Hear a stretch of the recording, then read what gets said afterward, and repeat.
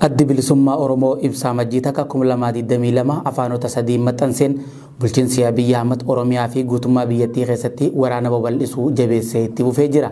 Yeroo ammaa kanatti kutaalee Oromiyaa weerarraa walaba ta'anii hin jiran kan jedhe ABO'n haaluma kanaan mootummaan bakkoota garaagaraatti diroonii fi xayyaaraa haleellaa raawwachuudhaan namoota nagayaa baay'inaan ajjeesaa jiraachuu ibsee jira.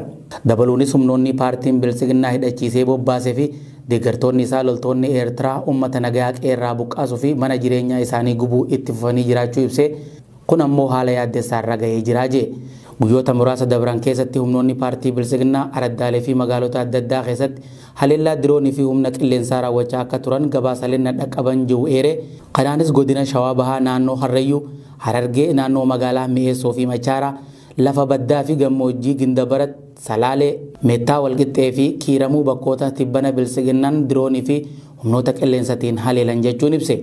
Itti fufuunis ibsi adda bilisummaa Oromoo gabaasaalee naannoo kanneen irraa isa dhaqqaban eeruun haleellaan kun kan raawwatame naannoo manneen jireenya uummatatti waan ta'eef kan miidhame uummata nagayaati jedhe. Paartiin Bilisiginnaa JF yaamu diroonidhaan uummata nagayaa haleeluun isaa kun kan jalqabaa osoo hin taane amma duras Walloo fi kutaalee godina Wallaggaa adda addaa keessatti raawwatamee jira jedhe ibsi ABO'dha. Kana malees paartiin Bilisiginnaa uummatichi waraana isaa deeggaruu waan dideef qofa uummata nagaa dirooniin haleele kan jedhu ibsi dhaabbatichaa.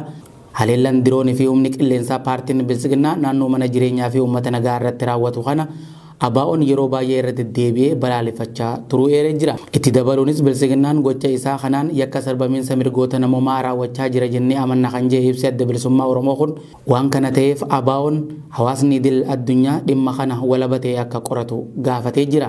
Akkasumas hawaasni idil addunyaa fi mootummoonni addunyaa gareen paartii Bilisiginnaa fi deeggartoonni isaa araddaalee fi magaalota Oromiyaa uummanni nagaa baay'inaan jiraatutti haleellaa diroonii fi qilleensaa akka hin raawwanneef dhiibbaa akka godhan iyyatee jira. Dhumarratti gaaffiin siyaasaa walqixxummaa fi kabajaa mirga dhala namaa Itoophiyaa keessatti maraan muddaa jiru kun waraana dhaabuudhaan marii qaamolee siyaasaa mara hirmaachisee gaggeessuudhaan furama malee haleellaa diroonii fi humna qilleensaatiin gonkumaa hin furannu jennee amanna jechuun ABO'n ibsa dheengadda baase kanaan hubachiisee jira. Gama biraatiin odeessi guyyoota sadeen dabran kana godina Harargee lixaarraa BBS dhaqqabee jiru akka addeessutti haleellaa xiyyaara nammaleeyyii muddee 30,2020 takka aanaa Hancaar gaara Diindin irratti raawwatamee jira. Kana malees muddee 30 takka 2020 takka aanaa Meessoo Araddaa Daa'imaa bakka laga Hukkoo jedhamtutti raawwatamee jira. Bifuma wal fakkaatuun aanaa Gumbii Bordoddee bakkoota akka gaara Hayyuu, gaara Bibbee, Araddaa Argiitii keessatti kan argamu gaarri Cirraa haleelamee jiraachuu kan ibsame yeroo ta'u achuma aanaa Gumbii Bordoddeetti laga Arbatti haleellaan akka gaggeeffame odeeffannoon aanicharraa arganne ni mirkaneessa. Sababni isaatis dhiyeenya kana waraanni bilisummaa Oromoo godina Harargee lixaa keessa sosochii Cibirraan Elemoo Qilxuu haleellaa araddoota aanichaa garaagaraa keessatti humnoota mootummaa irratti gaggeessaniin 50 ol ajjeesuun hedduu madeessuu fi miseensota waraanaa mootummaa 4 erga booji'aniin booda haleellaan diroonii kun